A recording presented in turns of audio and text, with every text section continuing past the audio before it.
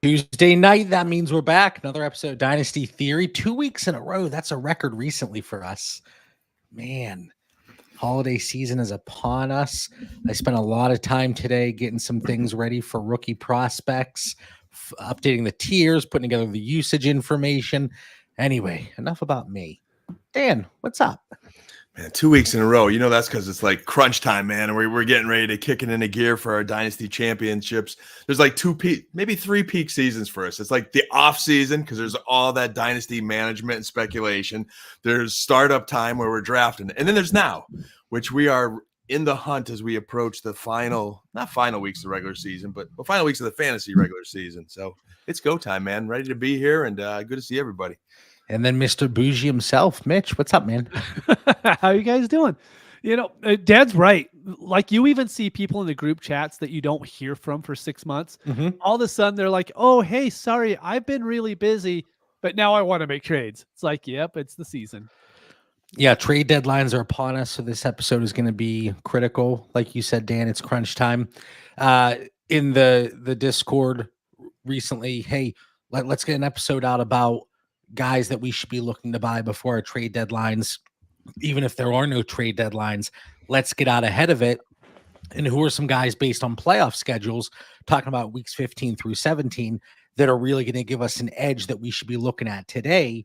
And that's going to be a big portion of tonight's episode. I see Greg in the chat. Always appreciate folks jumping in live.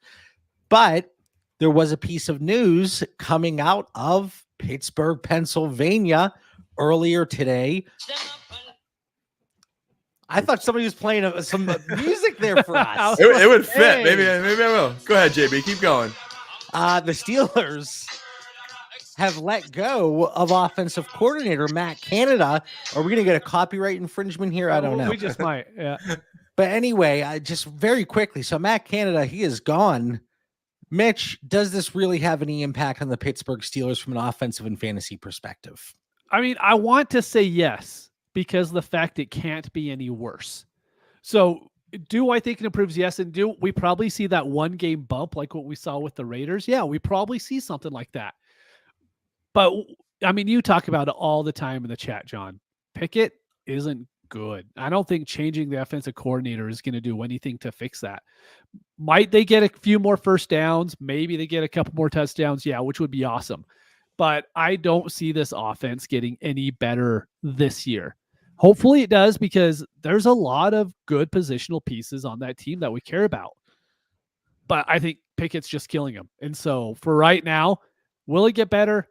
Yeah. Do I care enough to buy into any of these pieces? The answer for me is no. You talk about first downs. The Pittsburgh Steelers ranked 31st with 159 first downs year to date. Only better and barely better than the New York Jets. So that's the territory that we're talking about. This team is not able to sustain drives. And we saw that even against some solid defenses. You can say, okay, they played against Cleveland this past week, but they go in with DTR, the Browns do, and still come out with a win because the Steelers can do absolutely nothing right on offense. And from a fantasy perspective, you have Deontay Johnson, George Pickens. You have a solid 1-2 punch now with Jalen Warren leading the way at running back with Najee Harris as the number 2. And then you have Pat Freiermuth coming back. But this team still cannot do anything. Was Matt Canada part of the problem? Yes, that is obvious. But I think there is going to be a portion of that blame that needs to be allocated to Kenny Pickett and that offensive line. But Kenny Pickett, like, this is make or break now. His crutch is out the door. Can he get the job done? And, time will tell, and it will tell very quickly. So we talk about it with a dynasty spin.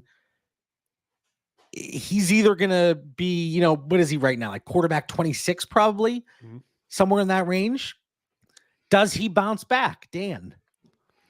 Does he bounce back? It's not this year. We're way too early for anybody to bounce back this year. Then I can say if it's not this year, it's never. There is too much. There is too much to bounce back. If it doesn't happen now, it's not going to happen with that defense. I mean, it really is no different than the New York Jets, and he is essentially Zach Wilson, who just went to the bench, which I think it was a little too late anyway. But that is going. I mean, would it shock me to see Mitchell Trubisky back under center this year? Nope, absolutely not. And he's trash too.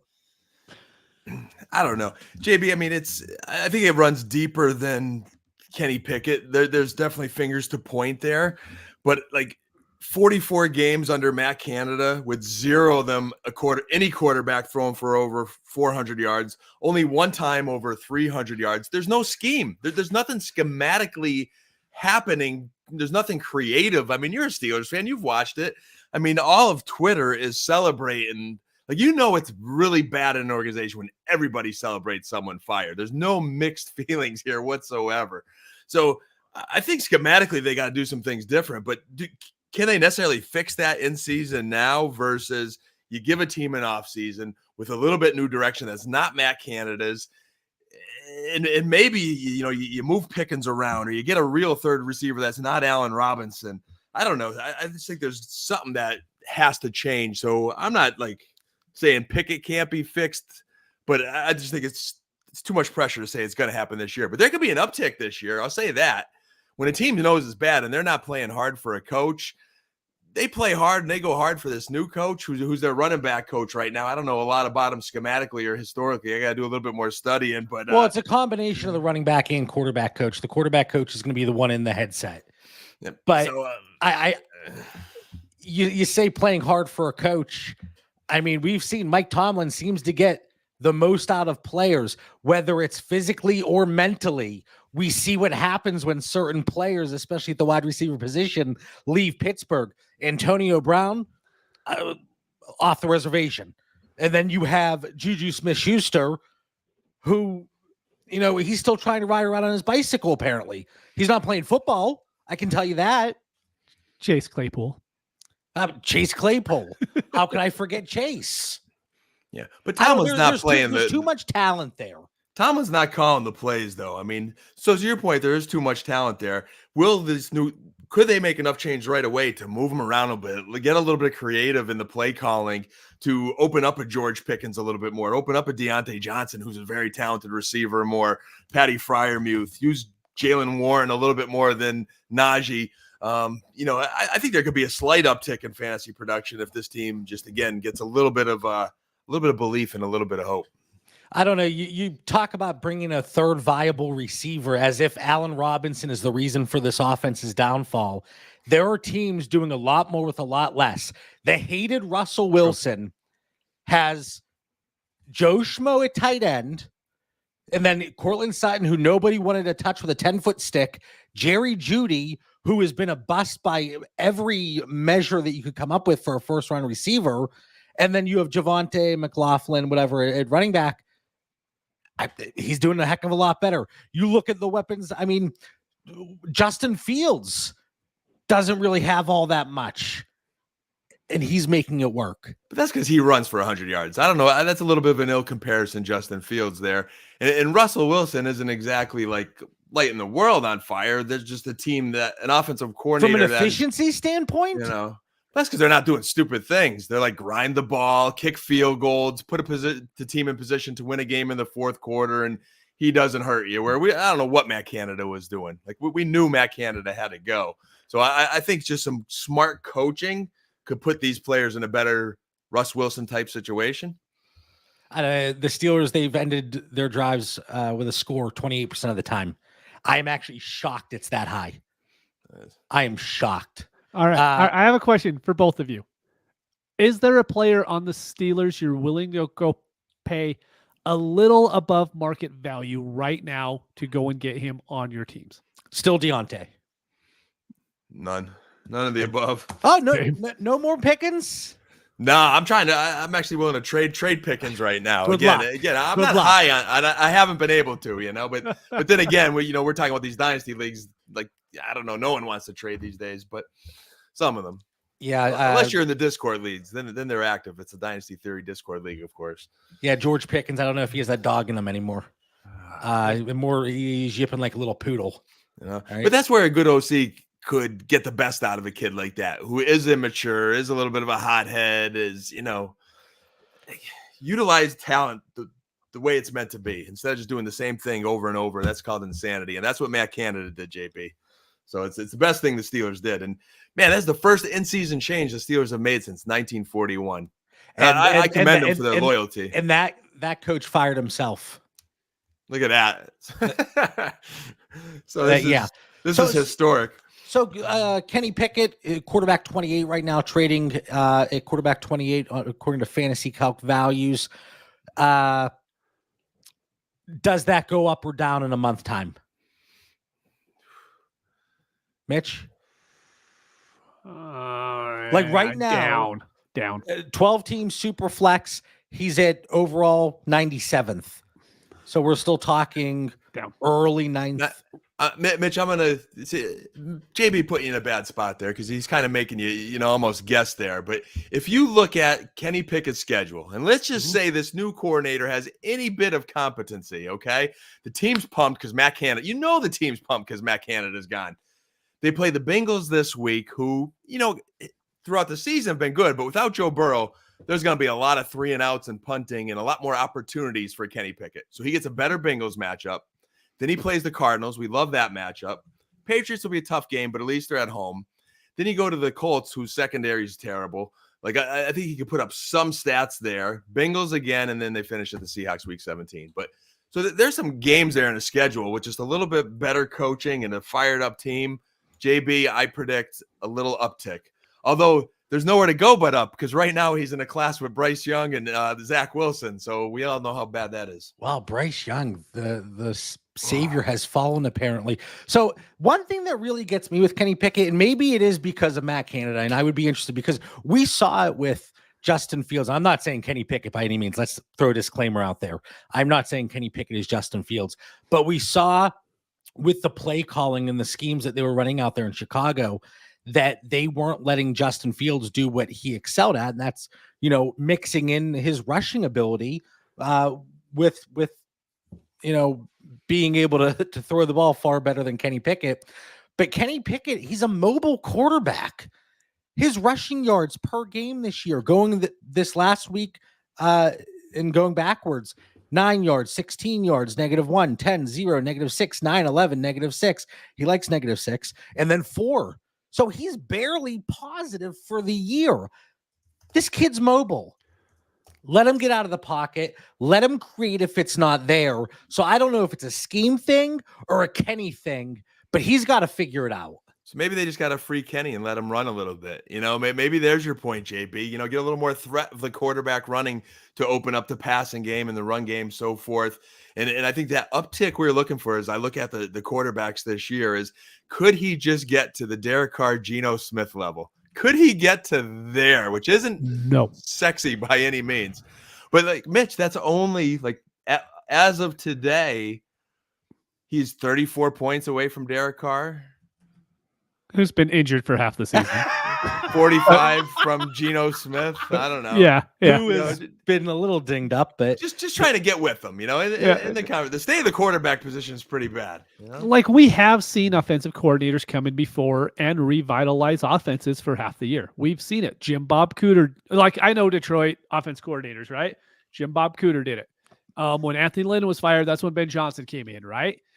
We do see that happen quite a bit. Could it happen with the Steelers? Yes. My worry is just Kenny Pickett. The thing is there's usually a decent quarterback behind those changes. So even with Justin Fields, they were able to change things, but he has the skill set to do it. I don't know if we could say Kenny Pickett has a skill set to even be an NFL quarterback right now. And that's my biggest worry. And so that's why there's a lot of guys around like Jalen Warren's value and Deontay Johnson's value, right? I'll just go get the other players that are already tied to decent offenses, and I don't have to worry about it.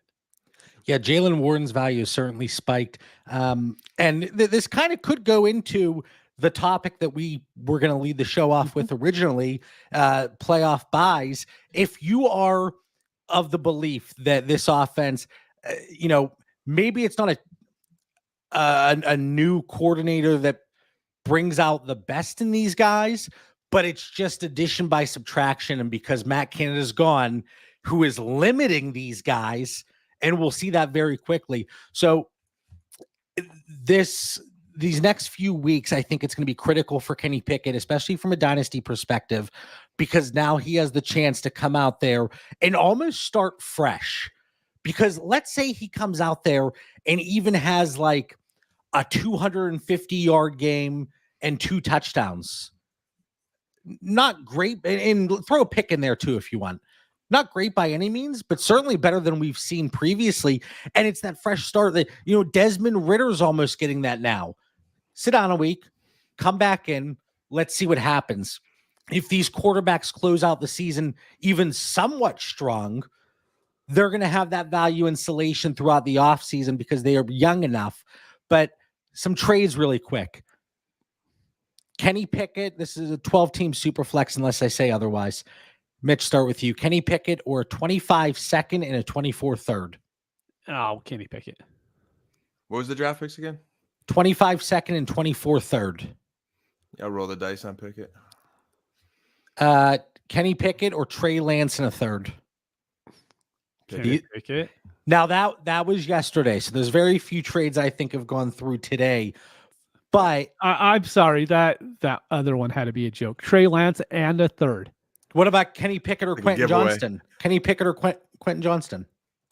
I could actually see that trade. I mean, I'm going to take Pickett, but I understand the logic behind that one at least. Here we got a Kenny Pickett, Chuba Hubbard, and Javonte for a 24 first and second. Don't hate it. After all the bashing that I started off this episode with, and the lack of confidence that Kenny Pickett can, in fact, turn it around, I might have to go Pickett hunting. When you hear these type trades, I mean... Am I lagging? Mitch is on mute. Mitch is on mute, so I thought I was going crazy. You're good, man. You're good. You're good. Oh, that was weird. My mic muted itself. That hasn't happened in years. Because you probably had a bad take coming out, and the mic was like, okay, let's I was just saying you should send like Trey Lance for a third for Pickett and let us know how well that goes for you. I'm sure it will go super well. I always I would love to see be in some of these leagues, be a fly on the wall and just see how these trades transpire. There's a Kenny Pickett for a third and a fourth. Man. Anyway, so it ties in kind of, we talked about Will Levis in the chat earlier today and how he had that meteoric rise. His value just completely spiked. And if you bought at that point, it was a risky proposition.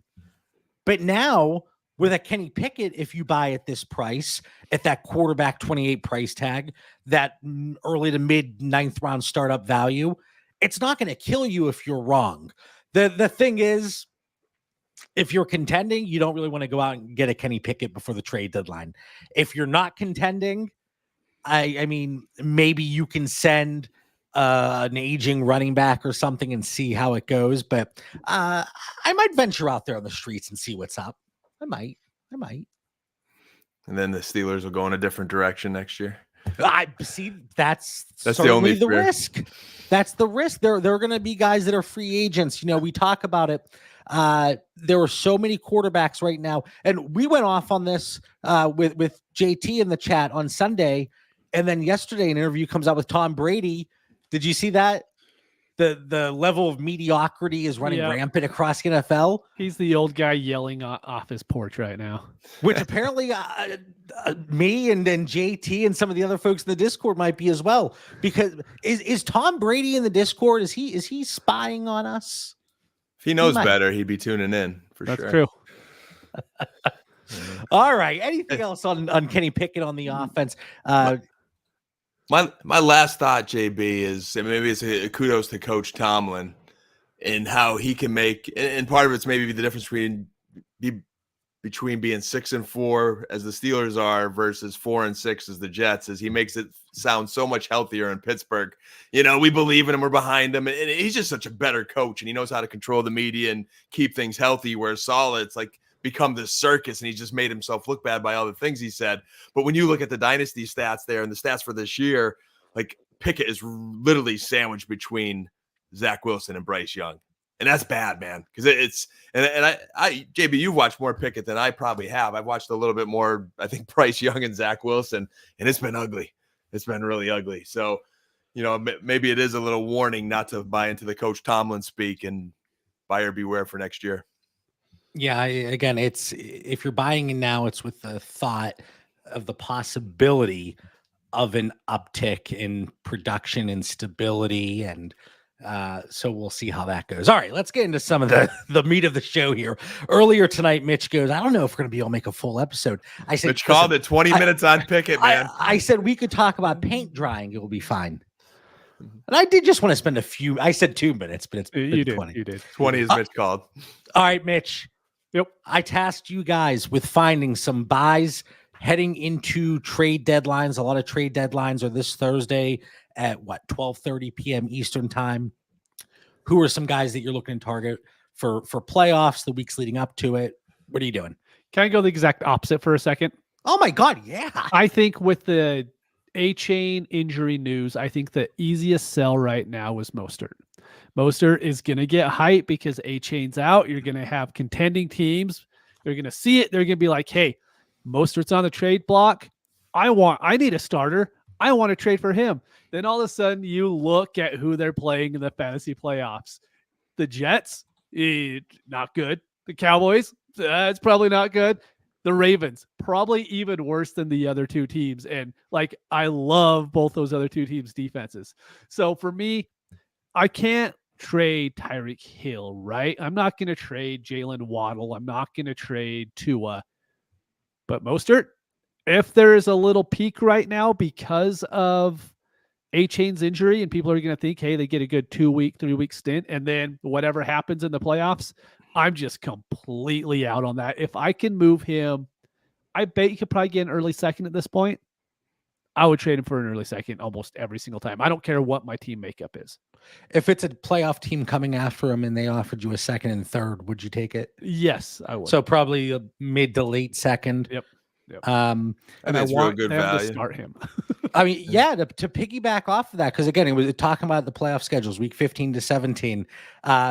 Mitch is in our Dynasty Theory chat, our just the team here, telling Dan, oh, John stole all of my guys here.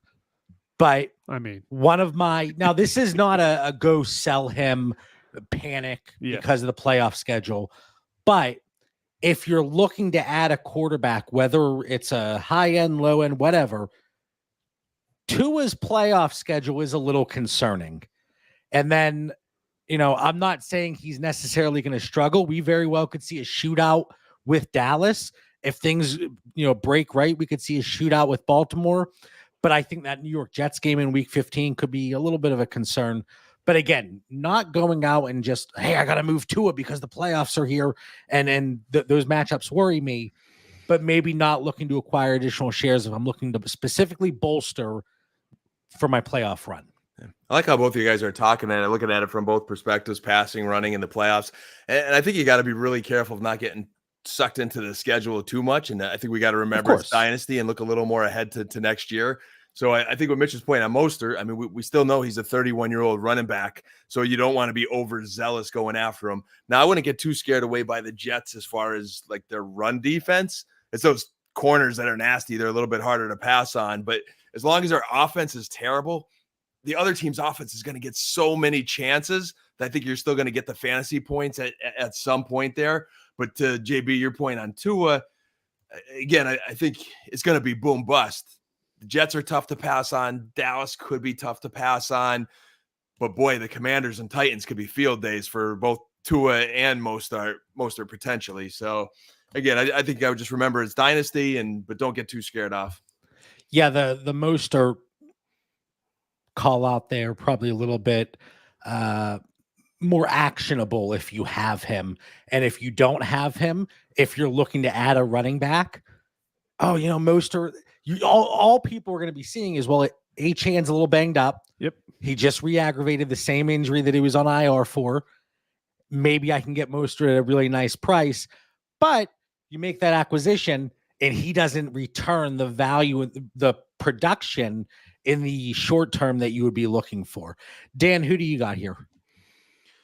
Man, it could be somebody you're targeting or just avoiding.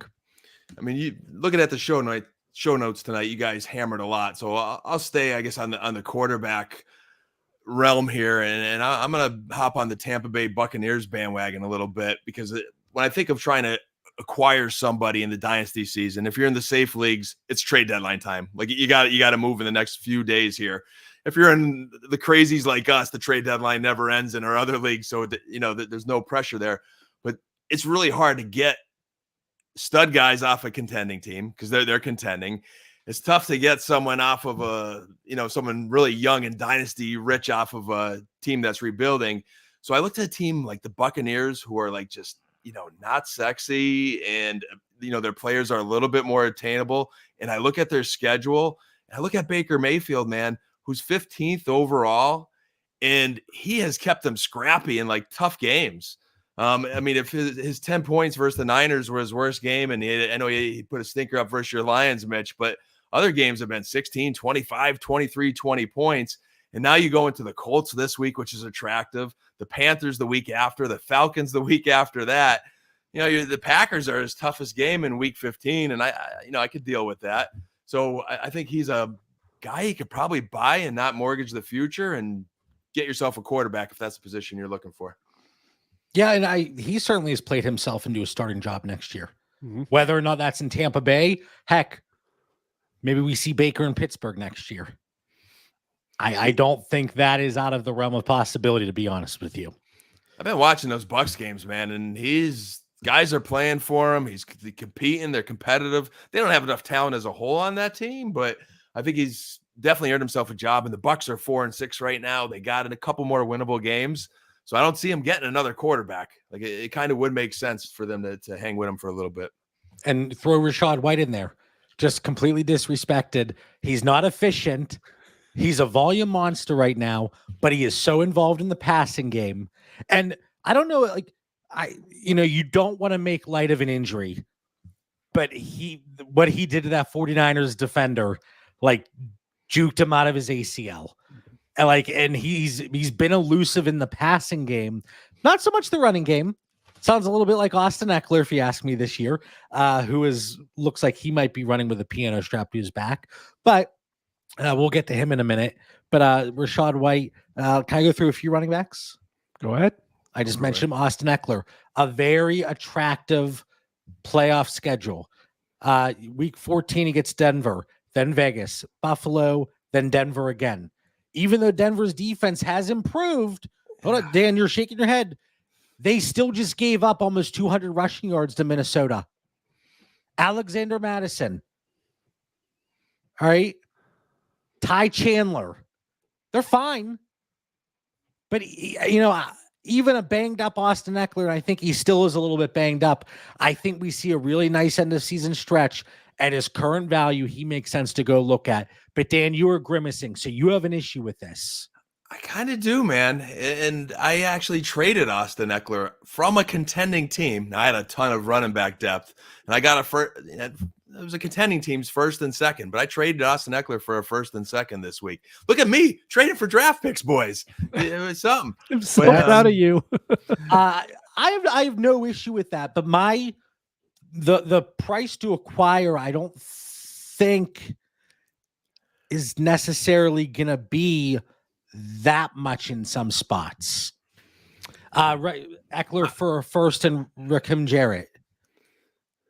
I like that. Give me the first. Eckler for Keaton Mitchell on a 24 first. Depends on the team for me. You're contending. Eckler most times for me. I really do believe we're going to see a strong end of season performance from Eckler. And just before this last week, he rattled off 3 20+ point games in PPR formats versus very bad teams. But that's the point Bad of this run episode. defenses. Denver, Vegas, Buffalo is going to be involved in the passing game. But this is also Dynasty. The Chargers are getting worse by the week. He's going to be 29 next year. I'm falling out of love, guys. We're going after those old running backs. Do you really want to give up your now? There is a scenario where you take them. So Mitch says, hey, depending on the roster, if you really need a running back and you're contending for a title, hey, go grab yourself an Austin Eckler. What's the topic of tonight's episode? But you better really, really, really need him. Like if you can win without him, I'm saying win without him, because you're going to get stuck with a guy who I think's on the decline. Of course he's going to be 29. You just said it. Yeah. So why do you want to give up first round picks and more for a guy on Mitch, the decline? This is like Invasion of the Body Snatchers or something. This is awesome. The Ravens are not going to be easy this week. And it could be enough. You give up your first round pick. He throws another 7-pointer up against the Ravens, and you might not even make the playoffs. And then you get the Patriots. Like, you got to get to Denver, JB. He hasn't even gotten to Denver yet. He could struggle versus the Ravens and Patriots, and then come week 14, you're missing that first round draft pick. So just be sure. That's all I'm saying. Be sure. You're looking to acquire him. Like, I have a strong team. All right. So on my checklist today, I got to go throw crap against the wall for Kenny Pickett. And then I got to see what the price is on an Austin Eckler if a team is not contending, if they've fallen out of the playoffs, if they're on that bubble and they're looking to move assets. But that is a very appealing playoff schedule. I don't care about next week. Or the week after, or your first round pick the year after. Again, if you really need them, go for it. Dan gets I love this, Dan. I'd rather get someone else, because here's the other argument, JB. Is there a better running back? Could you go get a Javonte Williams or someone else that could give you close to Eckler points and you got him for a couple years? Did we just compare Javonte Williams to Austin Eckler? I am now worried. I'm just saying, like, is there a young, talented back that also has a nice schedule or that could help you? Like, do you want to get stuck with a declining asset on your dynasty team? That's a very good point. While we're looking at buying Austin Eckler because he gets to play Denver twice, Javonte Williams gets to play the Chargers twice. Dan might be onto something here. That might be the real take. See? Yeah, we'll see. Well, he's young and you'll be happy next year. You won't even miss your first round pick. You want to go cheaper? We talked about the Steelers and their potential opportunities with the schedule. Jaylen Warren does intrigue me, but he's had a nice little spike in value. But he's gonna get that usage in the passing game, not nearly as much as our guy Austin Eckler. Dan is like Brian Robinson. I'm all in on Brian Robinson too at his price. I think there's some other guys that are more attractive at their price than Austin Eckler is at his price. You have 11 league mates in most situations. At least five of them are also going to be vying for a playoff spot. Throw in another one or two, and then you have teams that are not contending that have been moving off of their assets. You very well might have one or two viable trade partners. I just talked about this last week. Do I have to play the tape for you, Dan? You do not have to play the tape, JB, but I officially challenged your Eckler take. Here's the challenge flag that you don't want to get stuck with a declining asset. Remember when I traded Kamara from me? I gave up Kamara, then he stunk for years. You know what I mean? Mark Ingram. Who else? Who's that Seattle running back? Like Chris Carson. You bite your tongue Chris talking Carson. about Chris Carson. You give up a first for these kind of guys, and then a year later they're toast. Even Derrick Henry, the wheels are off right now. I mean, sad. What? On a Chargers team whose head coach should be fired any week now. It's got to be a matter of time. He should be gone. We were talking about the Discord on Sunday. He should be gone. Want to avoid James Conner. He's got the 49ers and the Eagles in weeks 15 and 17. We saw with Kyler Murray back, he's had, he's a subpar. And Hollywood Brown, that's another conversation. I don't know if he's just not creating the separation. Kyler's looking more underneath, whatever. But James Conner it could be tough sledding come time the playoffs hit. So I would be looking to move him at this trade deadline, especially if you're not a contender. So I talked about Jalen Warren, talked about Austin Eckler, James Conner being the avoid. I really did not think Austin Eckler was going to be so controversial, but I will go shopping. Mark my word.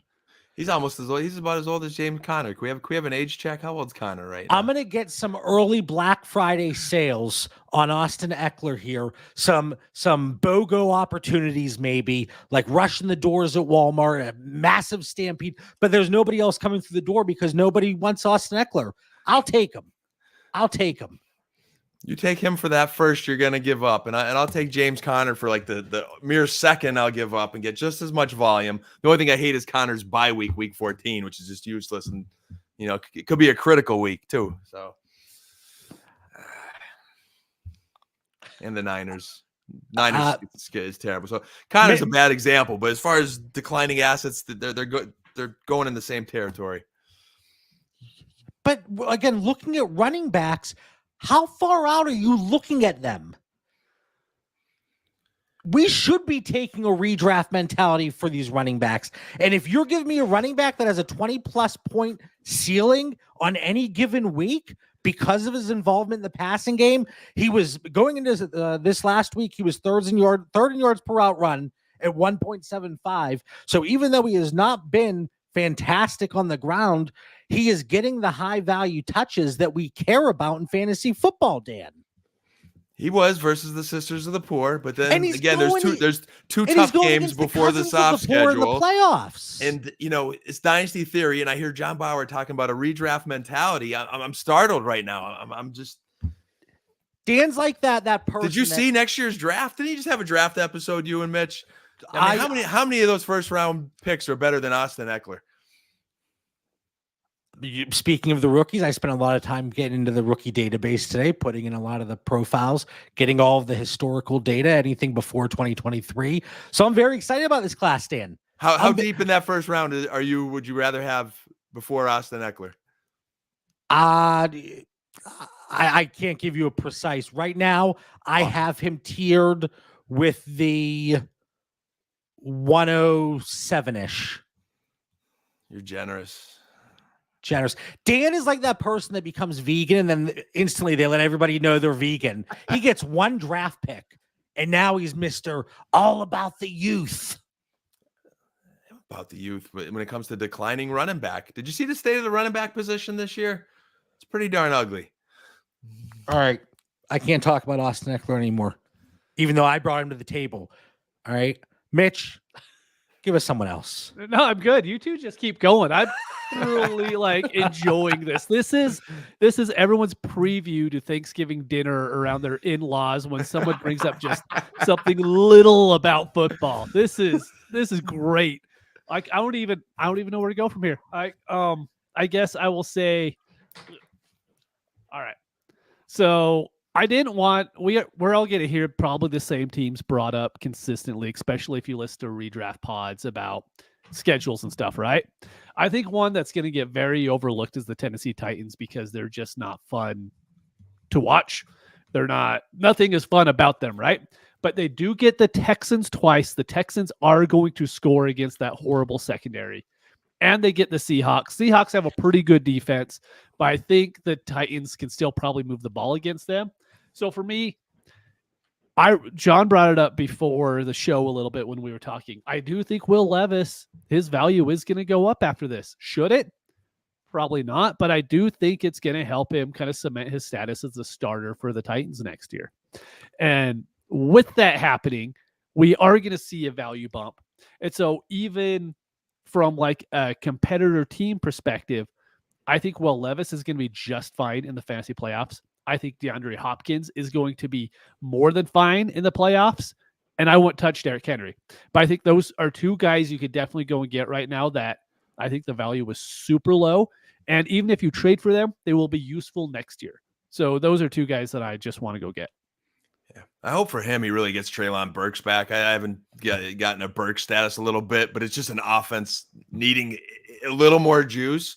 But to your point, Mitch, it's a well-coached team that's got a softer schedule, and I don't know what direction they're going in, but if they do believe in that kid, the upcoming schedule should help. ETN in a 24-second or Bijan Robinson. I want Bijan. Bijan. Easy. All right. Come on, Holler.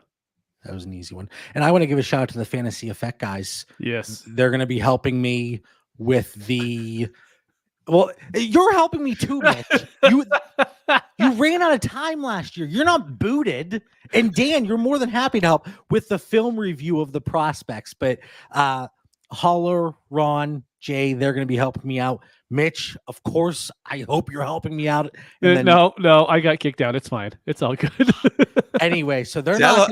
I love watching the film, but JB, you and the Fantasy Effect guys are sickos, and you're watching film before the Dynasty playoffs are even over this year. And man, you'll be ready for a startup in a few weeks. I'm getting nervous already. Oh, that's a good point. It is almost startup season. Sickos, I'm getting excited again. Sickos. Well, anyway, I wanted to give them a shout out, and they're not going to be live this week. We decided to let them have 1 week off on the eve of Thanksgiving. What is it? The biggest drinking of the year, biggest drinking day of the year, right?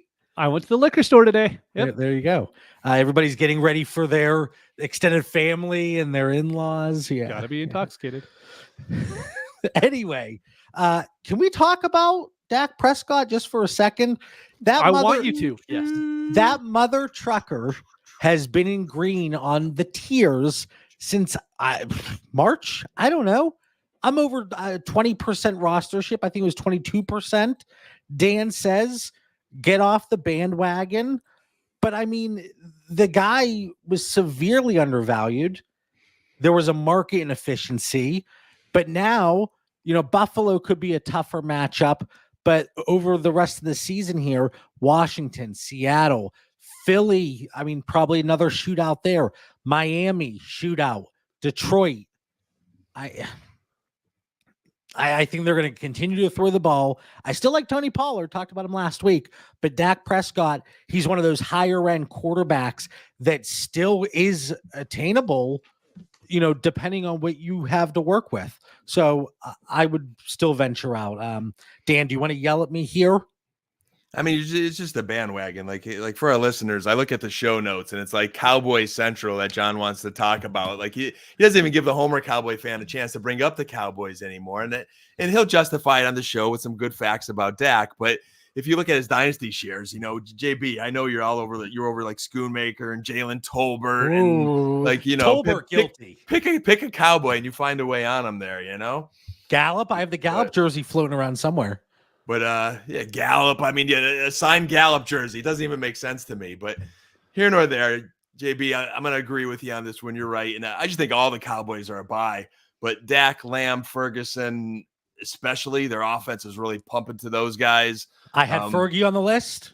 I think Brandon Cooks is just, if you get him like really cheap, and you just need a flex play or something like that. But they have like just a high scoring shootout schedule coming up. I think the Commanders is going to be super high. The Eagles should be a shootout. The Bills, the Dolphins, the Lions. It's going to be fun. I've definitely been eyeing up the schedule for a while.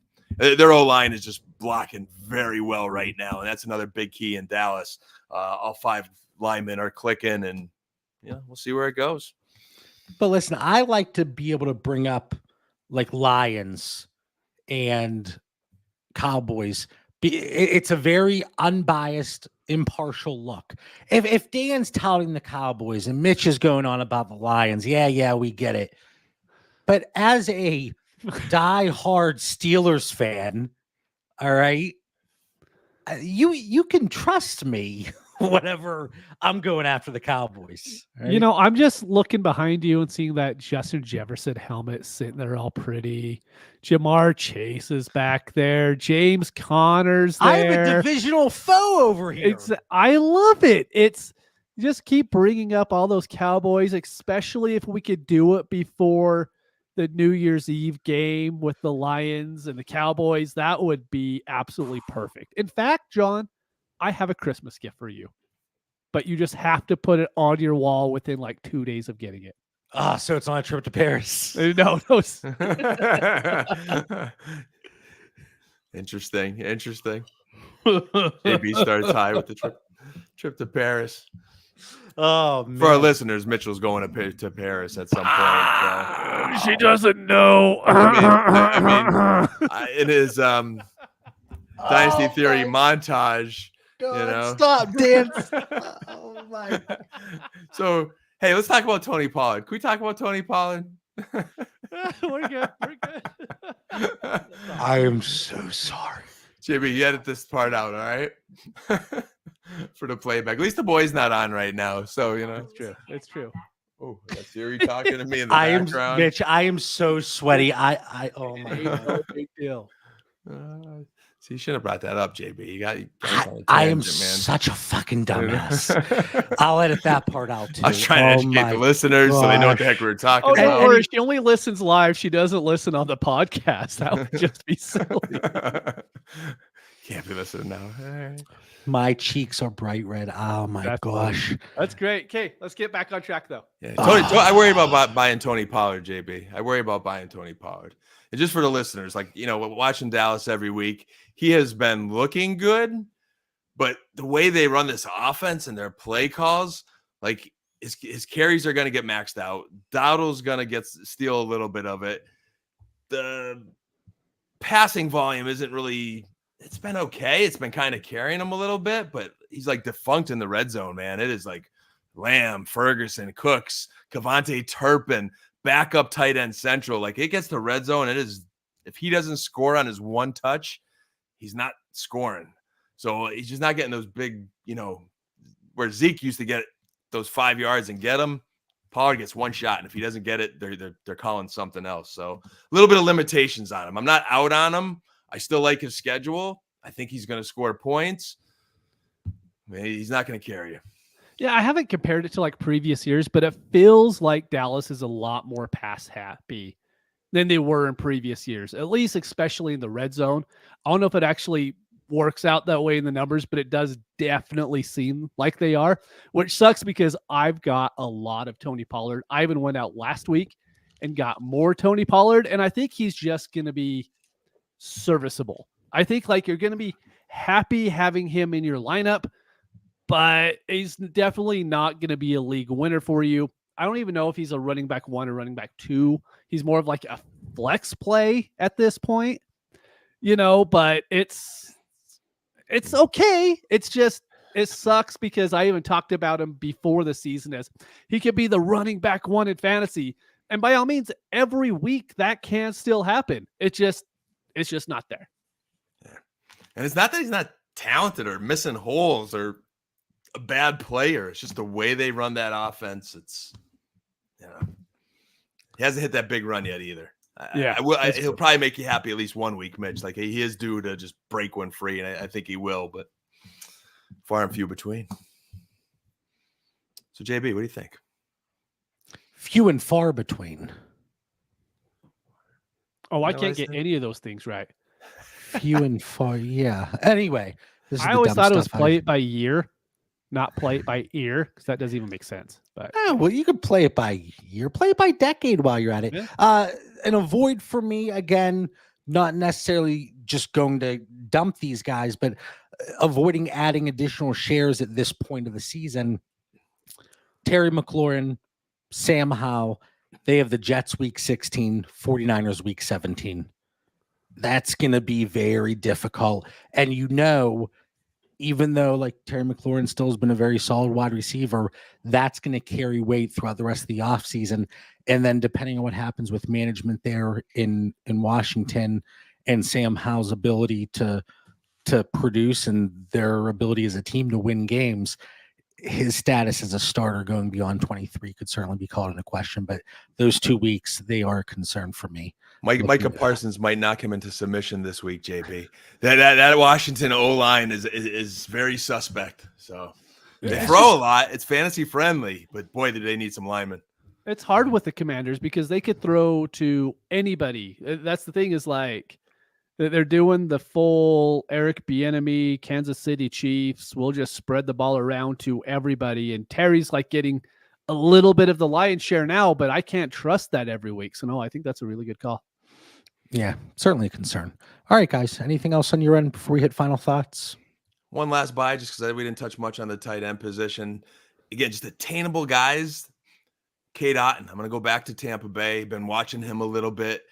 It's matchup specific a little bit, but Baker does like him. He is athletic. He's got a very friendly schedule with the Colts and Panthers and Falcons that I talked about. Just might be a guy in a tight end premium league where if you want to get a guy on the cheap, I know you have Likely on the notes, JB, too. He's also, I think, an athletic dude. Just the only thing we don't know about Likely is what it looks like next year. But I think Cade Otton is going to be good next year and beyond. All right. Yeah, Likely. I mean, I still have a bunch of shares stashed away. You always thought there was going to be that possibility if Andrews were to miss time, Likely could produce here. And we'll see if it can happen against Cincinnati, the Chargers bye week, and then Rams, Jacksonville, Miami, San Francisco sprinkled in. But yeah. Final thoughts. All right, Dan, for the 225th time. Wow, 225. What do you got for our listeners heading into trade deadlines and week 12? Rapid fire. Get your lineups in early. 3 Thanksgiving games Thursday, and that sneaky Friday game. Don't forget about Miami and the Jets on Friday. Be aggressive trading this week, okay? We have 6 bye weeks coming up in week 13 and then 2 in week 14, which is unfortunate. So be aggressive trading. And then the shameless Dynasty Theory DraftKings Turkey Bowl contest. It's only 12 teams, $5 winner take all. And then we have our running one every Sunday, man. But if guys just looking for a little extra fun on the side, check out our DraftKings contest. It's in our Discord there. Excited always about the Turkey Bowl slate. We have a question here from Mile High Luke. Can you buy Otton in a tight end premium for a third? I think it would take a playoff second. Yeah, minimum, probably playoff second. Agreed. I had a point, but I honestly don't remember what it is. It was something about something, but yeah, like it's gone. I don't even remember what it is at this point. That tends to happen. I'll start at something and then I ramble for so long. I'm like, I have no idea where I was trying to go with this. That happens. Yeah. Anyway, hopefully you all enjoyed tonight's episode. We'll be back next Tuesday with another episode of Dynasty Theory. For Mitch Sorensen, Dan Lamagna, I'm John Bauer. Have a great week. Have a great Thanksgiving. Enjoy the games. Peace.